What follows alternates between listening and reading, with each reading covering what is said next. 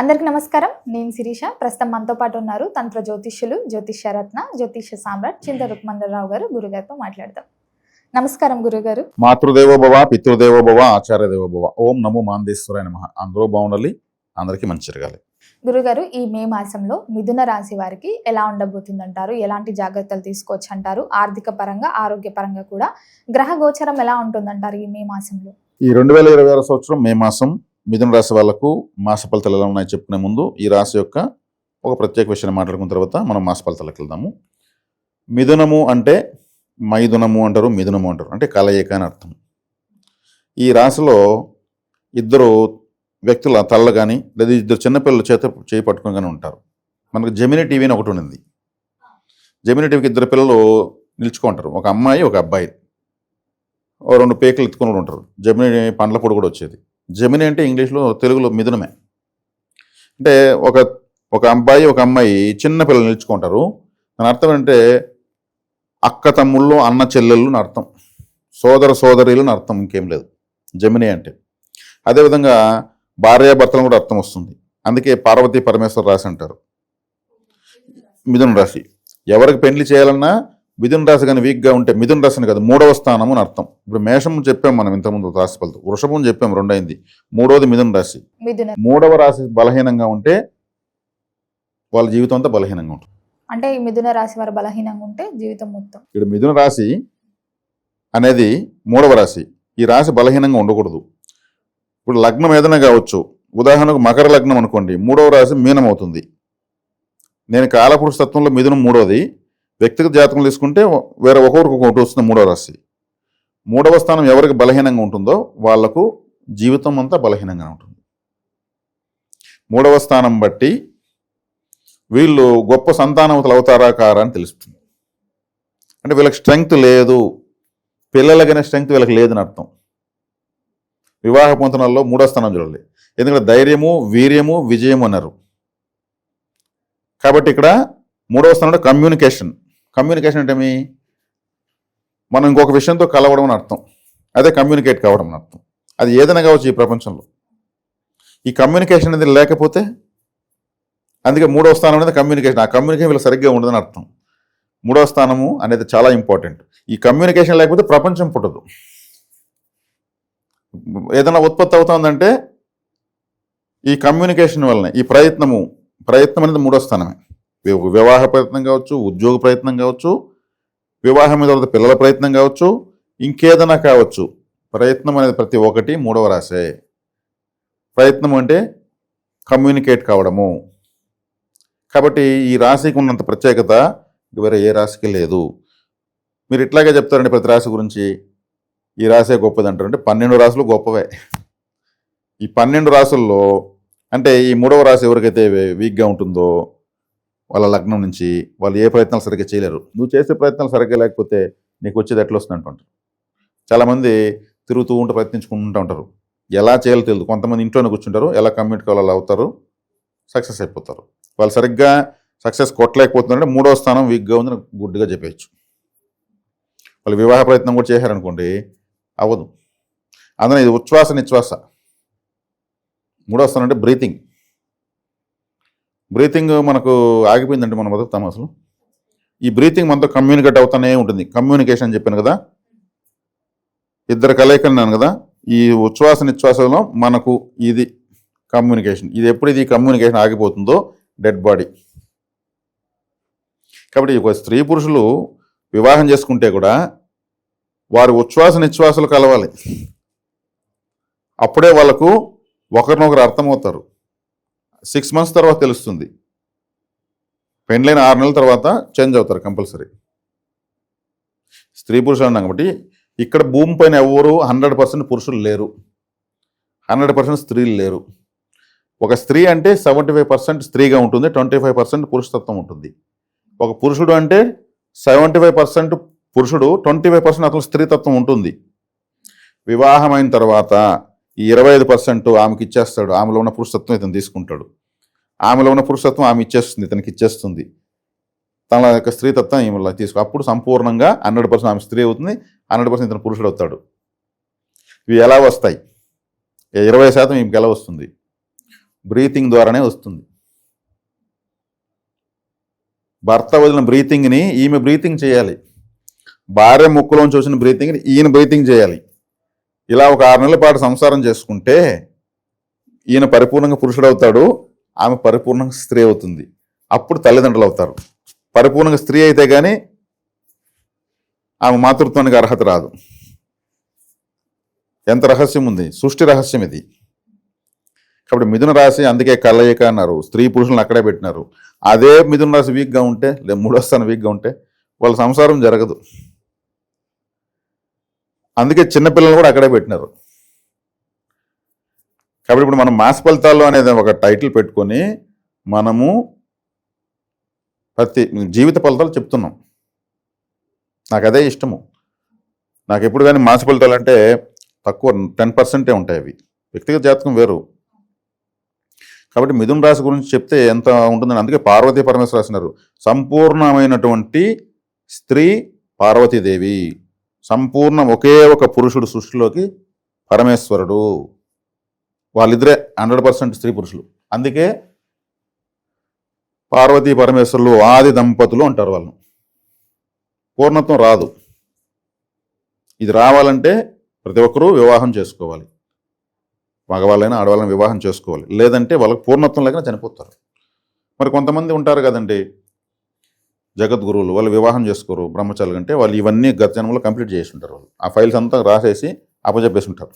ఇప్పుడు ఒక సందేశాన్ని ఇవ్వడానికో ఒక దారి చూపడానికో వస్తారు వాళ్ళు. మనం అటువంటి క్వశ్చన్లు వేయకూడదు. దాని వెనక ఉన్నటువంటి అద్భుతమైన అర్థాలు ఉంటాయి. కాబట్టి ఇది అసలు విషయం. ఇలా ఉద్ధరించబడుతూ వెళితే గొప్ప వాళ్ళు అవుతూ వెళ్తాం అనమాట. కాబట్టి ఇది మిథున రాశి ప్రత్యేకత. ఇక్కడ మనం చాలా వరకు చెప్పాము. మాస ఫలితాలకు వద్దాము. ఈ మాసము రాశిలోనే గురువు ఉన్నాడు, రాశిలోకి శుక్రుడు వస్తున్నాడు, 10వ స్థానంలో బుధుడు ఉన్నాడు, 11వ స్థానంలో కుజుడు ఉన్నాడు, 10వ స్థానంలో శని ఉన్నాడు, 9వ స్థానంలో రాహు ఉన్నాడు, 3వ స్థానంలో కేతు ఉన్నాడు.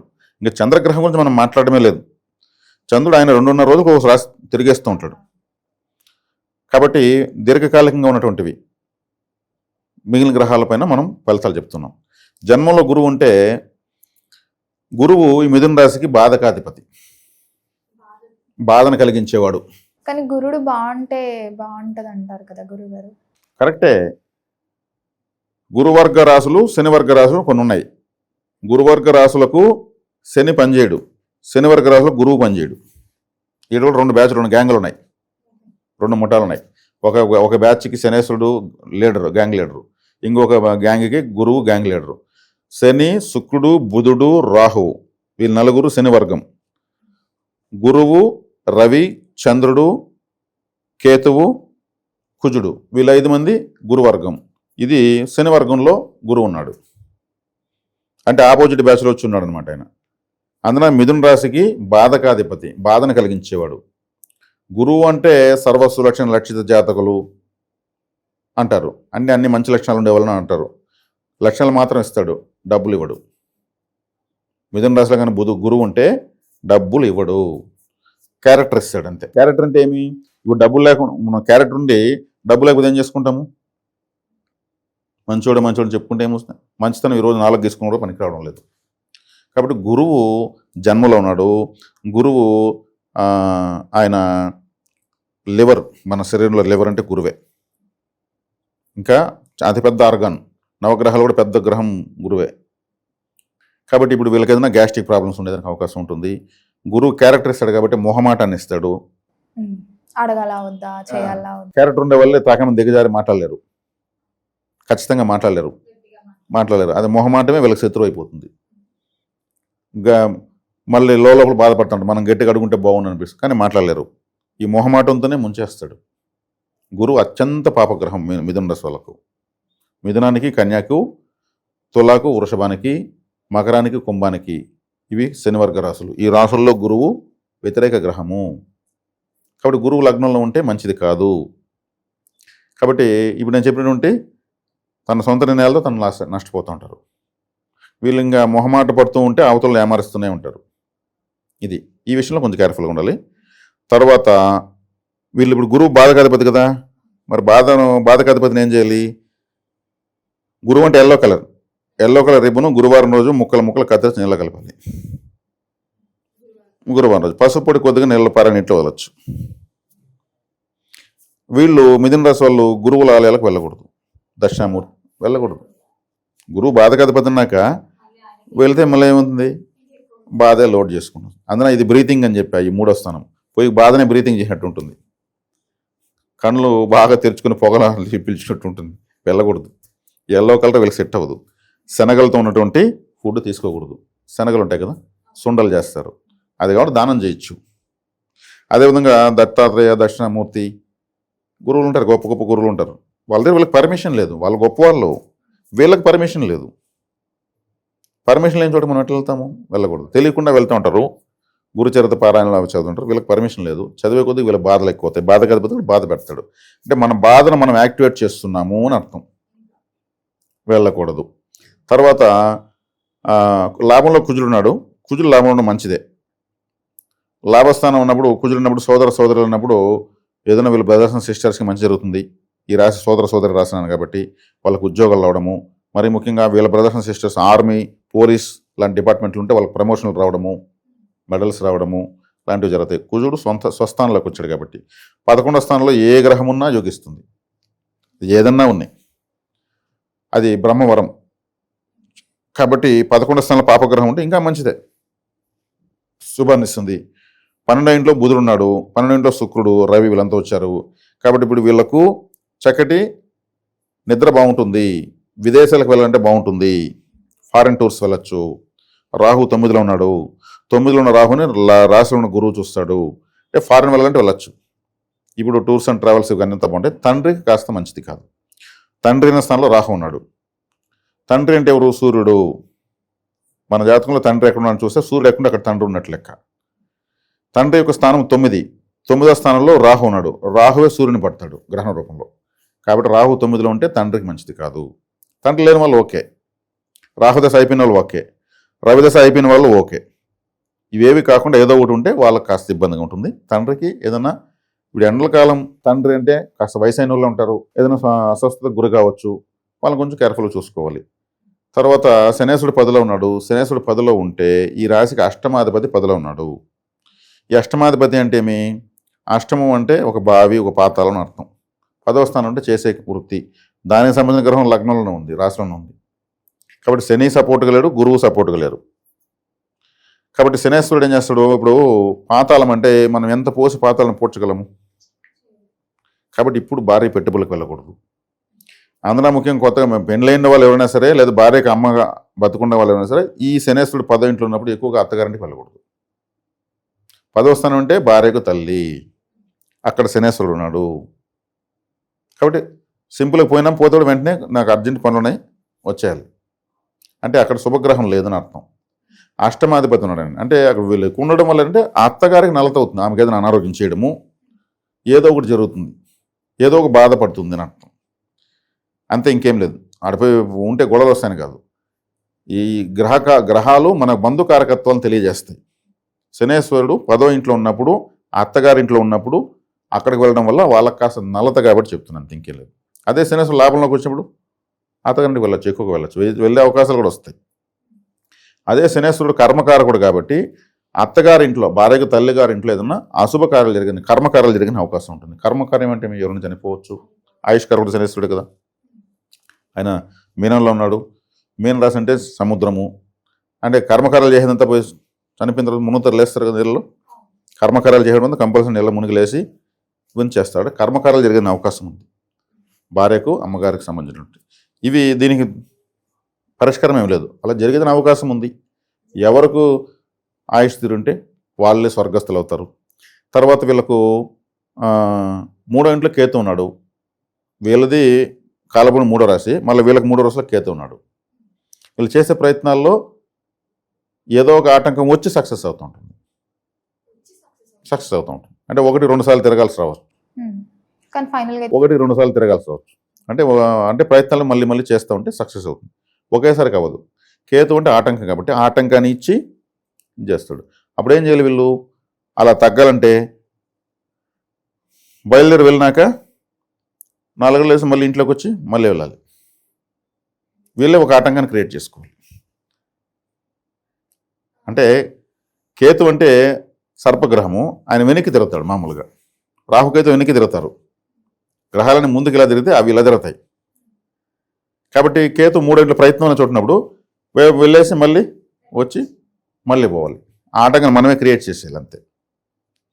ఇది చేయడం వల్ల అంటే మైనస్ ఏమవుతుంది కదా, మైనస్ ఎట్టుకుంటే మ్యాథమెటిక్స్ లేదు కదా.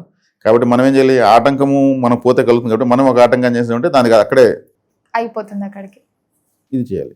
శనేశ్వరుడు అష్టమాధిపతి 10లో ఉన్నాడు కదా, కర్మస్థానంలో ఉన్నాడు కదా. శని అంటే కూడా బాధ అని చెప్పాను కదా. కాబట్టి వీళ్ళు ఈ శనేశ్వరుడు వ్యతిరేకంగా ఉన్నప్పుడంతా మామూలు చెప్పులు వేసుకుంటాం కదా. శనేశ్వరుడు అంటే చెప్పులు అని చెప్పాను ఇంతకుముందు. అసలు ఫస్ట్ ఎడంకాలు చెప్పేసుకుని మళ్ళీ కుడికాలు చెప్పేసుకోవాలి. ఫస్ట్ ఎడమకాలు చెప్పేసుకుని కుడికాలు చెప్పేసుకుని పోతా ఉండాలి అంతే. అంటే దాన్ని మనం ఏం చేయాలి, బాధకాధిపతిని కన్ఫ్యూజ్ చేయాలి. ఇవి చిన్న చిన్న చిట్కాలు ఇవన్నీ. ఇవి ఫాలో కావడం. ప్రతి వస్తువు, ప్రతి అణువు, ప్రతి నిమిషం, ప్రతి సెకను గ్రహ స్వభావం, గ్రహ ప్రభావమే. ఇప్పుడు ఇక్కడ ఇంటర్వ్యూ ఇలాగే జరగాలి, ఈ టైంకే జరగాలి, ఈ మాటే విత్డ్రా రావాలనేది గ్రహ ప్రభావమే. దీంట్లో ఎటువంటి మార్పు లేదు. కాబట్టి ఇది అధ్యయనం చేసే కొద్దికి చాలా అద్భుతంగా ఉంటుంది ఈ జ్యోతిష్ శాస్త్రం. సమస్త విశ్వం ఇందులో ఇమిడి ఉంటుంది. కాబట్టి మిథున రాశి వాళ్ళు మొహమాటాన్ని తగ్గించుకోవాలి. ముందుగా వీళ్ళు ఎదుటి వాళ్ళకి అవకాశం ఇవ్వకుండా వీళ్ళే కఠినంగా మాట్లాడి నేర్చుకోవాలి. ఒకసారి అలా వెళ్ళి వచ్చి వెనక్కి వచ్చి ముందుకు వచ్చి పనులు చేసుకోవాలి. అత్తగారింటికి పెద్దగా వెళ్ళకూడదు. అదేవిధంగా నలుపు రంగు వస్త్రము, కాషాయం రంగు వస్త్రము, పసుపు రంగు వస్త్రము, రిబ్బన్స్ ముక్కలు కత్తిరించాలి. నలుపు శనేశ్వరుడు, ఎల్లో గురువు, కాషాయం కలరు కేతు. గ్రహాలకు రంగులు కూడా ఉన్నాయి కదా. కలర్ థెరపీ అని ఒకటి ఉంది. రంగులకు ఆలోచన ఉంది, రంగులకు సైకాలజీ ఉంది, రంగులకు ప్రాణం ఉంది. ఇవి సూర్యునిలోంచి పుడతాయి. ఇంద్రధనస్సు. ఈ రంగులు చాలా శక్తివంతమైనవి. వాటికి ఆలోచన ఉంది ఏకంగా. ఇప్పుడు దారిలో ఒక కొబ్బరికాయ కొట్టి 3 దోరలు కలిసి చోట పెట్టేసి కొద్ది కుంకుమ జల్లేస్తే భయపడరు. తెల్లగా కొబ్బరి చిప్పలు, దాని పైన కుంకుమ, ఆడేదో కర్పూరం వెలిగించు. రంగులే కదా అట్లుంటుంది.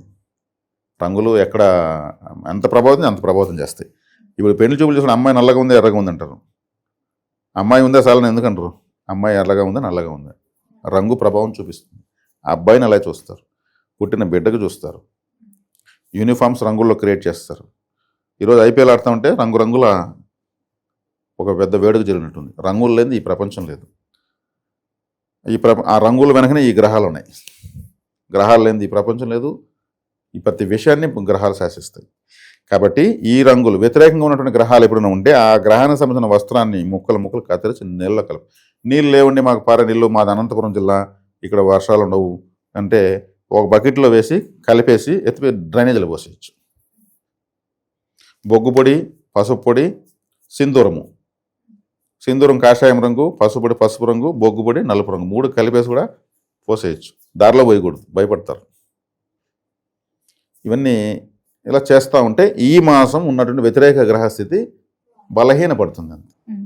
కాబట్టి మిథున రాశి వాళ్ళు తీసుకోవాల్సిన జాగ్రత్తలు ఇవి తాత్కాలికమే. ఇవంతా కూడా జరుగుతూ ఉంటాయి గ్రహాలు. ఇప్పుడు పుట్టిన వాళ్ళకి ఇప్పటి నుంచి ఎలా బతుకుతారో తెలియజేసేది ఇప్పుడున్న గోచారం. ఎప్పుడో పుట్టిపోయిన వాళ్లకు ఈ గోచారం అనేది తాత్కాలికంగా పనిచేస్తుంది. వాళ్ళ వ్యక్తిగత జాతకం, వాళ్ళు ఎప్పుడు గ్రహాలు ఎలా తిరుగుతుంటే పుట్టారో దాన్ని బట్టి లైఫ్ చార్ట్ ప్రిపేర్ అయిపోతుంది. కాబట్టి మనం వెళ్ళినప్పుడంతా మనకు రైల్వే టికెట్ ఇవ్వరు. మన చార్ట్ కన్ఫర్మ్ అయిపోయిందంటే అది అలాగే మన చార్ట్ ప్రిపేర్ అంటారు, అతికిచ్చేస్తారు. వీళ్ళు మాత్రమే ఈ బెర్త్లో కూర్చుంటారని. అలా మన చార్ట్ ప్రిపేర్ అయిపోయిన చార్ట్కి గోచారానికి పెద్దగా ముడిపెట్టుకోకూడదు. మనం ఒక నాలెడ్జ్ ఇచ్చే ఉద్దేశంతో స్ట్రాంగ్గా మనం ఆలోచించి ఓపిక్గా చెప్తున్నాం. కాబట్టి మనం వినే వాళ్ళకు వాళ్ళ రాశి గురించి వాళ్ళ ప్రత్యేకతలు తెలుస్తాయి. కాబట్టి ఇక్కడ ఏ రాశి కూడా తక్కువ స్థాయి రాశులు ఏం లేవు. ఈ మిథున రాశి లేకపోతే 12 రాశి వాళ్ళకు బతకలేరు. మీన రాశి వాళ్ళు లేకపోతే బతకలేరు. ఏ రాశి లోపంగా ఉంటుందో ఆ అవయవం లోపంగా ఉంటుంది అని అర్థం. మరి ఆరోగ్యపరంగా కూడా ఎలా ఉంటుందంటారు? ఆరోగ్యపరంగా బాగానే ఉంటుంది. కుజుడు రక్తానికి అధిపతి కుజుడు లాభస్థానంలో ఉన్నాడు, బాగానే ఉంది. గురువు లగ్నంలో ఉన్నాడు. లగ్నంలో ఉన్నప్పుడు గురువు ఏం చేస్తాడు? మంచితనాన్ని ఇస్తాడు, మొహమాటాన్ని ఇస్తాడు, డబ్బులు ఇవ్వడు. ఆరోగ్యాన్ని మాత్రం ఇబ్బంది చేయడు. ఆర్థిక పరంగా కూడా ఎలా ఉంటుంది గురుగారు? ఆర్థిక పరంగా తీసుకుంటే 50-50. ఎందుకంటే ఒక గురువు ఇవ్వకపోయినంత మాత్రాన ఇంకా వీళ్ళకి నేను చెప్పాను కదా, ప్రతి ప్రయత్నాన్ని ఇలా వక్రించి చేస్తూ ఉంటే చాలు, మైలేజ్ పెంచుకోవచ్చు. మరి వివాహ యోగం కూడా ఉందంటారా? వివాహ యోగం తీసుకుంటే వీళ్ళకు ఉందండి వివాహ యోగం. ఎందుకంటే శుక్రుడు 12వ ఇంట్లోకి వస్తే ఖచ్చితంగా వివాహ యోగం ఉంటుంది. ఎందుకంటే శుక్రుడు అంటేనే మనం పడుకునే బెడ్, మన బెడ్ కంఫర్ట్ శుక్రుడే. 12వ స్థానంలో 2 గ్రహాలు యోగిస్తాయి, మిగతా ఏ గ్రహం యోగించదు. శుక్రుడు రాహు అంతా డబుల్గా ఉంటుంది ఫలితాలు. అంటే బెడ్ కంఫర్ట్స్ అంటే వివాహమైన తర్వాత వాళ్ళ స్త్రీ శయ్యా సౌఖ్యము, లేదంటే వాళ్ళ సంసార జీవితము. అక్కడ శుక్రుడు ఉన్నాడు, శుక్రుడు వచ్చేకాడికి శుభకార్యానికి మగవాళ్ళకు భార్యను తీసుకొస్తాడు, వాళ్ళకు ఒక సంతోషాన్ని ఇస్తాడు. అక్కడికి వచ్చేక్కడ శుక్రుడే స్వయంగా వచ్చాడు కాబట్టి వీళ్ళకు వివాహ యోగం ఉంది, దాంట్లో ఎటువంటి సందేహం లేదు. కాబట్టి 12వ ఇంట్లో శుక్రుడు వచ్చాడంటే ఇంకా వాళ్ళు ఈ భూలోక స్వర్గాన్ని చూస్తారు. 12లో రాహు కూడా ఉంటే ఈ భూమిపైన ఇంకో భూలోకం చూస్తారు. ఇది సెలబ్రిటీస్కి ఉంటుంది. ఇట్లాంటి పెద్ద పెద్ద సెలబ్రిటీస్ ఉంటారు, సినిమా స్టార్సు, వాళ్ళకంతా 12వ ఇంట్లో రాహు శుక్రుడు ఇట్లా ఉంటుంది. కాబట్టి వాళ్ళు ఓ 10 మంది హీరోయిన్లతో యాక్టింగ్ చేస్తారు, ఇంకా మంచి మంచి ఇంటర్నేషనల్ ఈవెంట్స్లో వేసి డ్యాన్సులు వేస్తారు, వాళ్ళతో కలిసి సెల్ఫీలు తీసుకోవాలని పందులు పరుగులు ఎత్తారు. వాళ్ళని ఎగ్జాంపుల్ పెట్టుకునేసి అంటూ ఉంటారు, నీకేమి నీ మొహానికి ఏం ప్రిన్స్ మహేష్ బాబు వస్తాడా అంటారు, నీ మొహానికి షారూఖ్ ఖాన్ వస్తాడా అంటూ ఉంటారు ఆడవాళ్ళను. అదే మగవాళ్ళను నీకేమన్నా ఐశ్వర్య భార్యగా వస్తుంది అనుకుంటా ఉంటారు. ఎందుకంటే వాళ్ళని అలా అంటారు, వాళ్ళ యొక్క స్థాయి అందచందాలు శుక్రగ్రహ ప్రభావం వాళ్ళు అలా ఫోకస్ అవుతుంటారు, వాళ్ళని సామెతగా పెట్టి చెప్పుకునే స్థాయికి వస్తారు. కాబట్టి 12వ ఇంట్లో శుక్రుడు వీళ్ళకున్నాడు, ఇప్పుడు బాగుంది. మరి అన్ని రంగాల వారికి మాసం అంతా కలిసి రావాలంటే ఏ దైవారాధన బాగుంటుందంటారు? అన్ని రంగాల వాళ్ళకి కలిసి రావాలంటే వీళ్ళు ఎక్కువగా కాలభైరవుడు, విఘ్నేశ్వరుడు, సుబ్రహ్మణ్య స్వామి. విఘ్నేశ్వరుడు 3వ ఇంట్లో ఉన్న కేతు ఆటంకాలను తొలగిస్తాడు. 11వ ఇంట్లో ఉన్న కుజుడు ఎంతైనా పాపగ్రహం వీళ్ళకు, కాబట్టి వీళ్ళకు అందున 6వ ఇంటి వాడు, 6వ ఇంటి వాడు కాబట్టి శత్రు రోగ రుణాలకు అధిపతి కాబట్టి అవి పెరగకూడదు. కాబట్టి సుబ్రహ్మణ్య స్వామి యొక్క అనుగ్రహంతో కుజుని నియంత్రించవచ్చు.